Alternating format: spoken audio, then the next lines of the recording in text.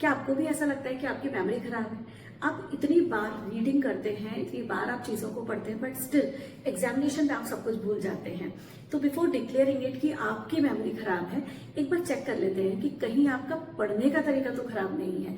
तो शुरू करते हैं।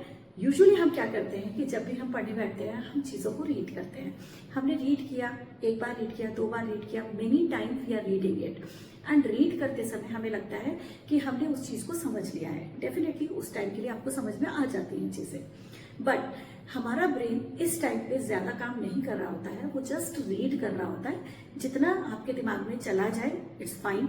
थोड़ी देर बाद जब आप दूसरे कामों में लग जाते हैं तो वो सारी चीजें जो आपने अभी अभी कई बार पढ़ी थी, क्योंकि आपका ब्रेन बहुत एक्टिव नहीं था, आप जस्ट रीड कर रहे थे कैजुअली, तो आपका ब्रेन उन बातों को भूलना शुरू कर देता है। तो सारी लर्निंग आपकी बेकार हो गई, क्योंकि ये लर्निंग जो टाइप ऑफ लर्निंग थी, ये थी पैसिव लर्निंग। अब पैसिव लर्निंग का मतलब है brain is not involve too much in your learning.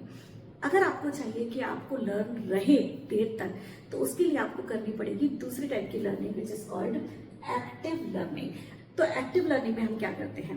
सबसे पहली चीज, आप जब किसी भी चीज को पढ़ते हैं, उसको 2 बार पढ़िए, 3 बार पढ़िए। किसी छोटा सा टॉपिक आप होल्ड कीजिए, उस छोटे से टॉपिक को आपने 2 या 3 बार पढ़ा।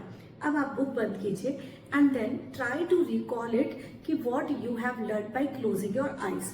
इसका मतलब है कि आपने जो पढ़ा उस चीज को आप बाहर निकाल रहे हैं अपने ब्रेन से, वापस से उसको वापस लेके आ रहे हैं। This is called retrieving.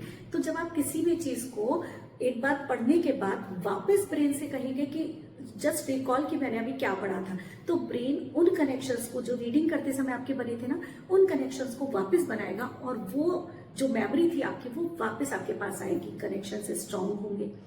इसके बाद आप क्या करेंगे? Once you get it done कि आपको याद आ गया, हाँ मैंने ये सेंटेंस पढ़ा था, you will start writing the keywords of that particular topic. तो आपने अपनी मसल मेमोरी को भी उस चीज को पकड़ा दिया।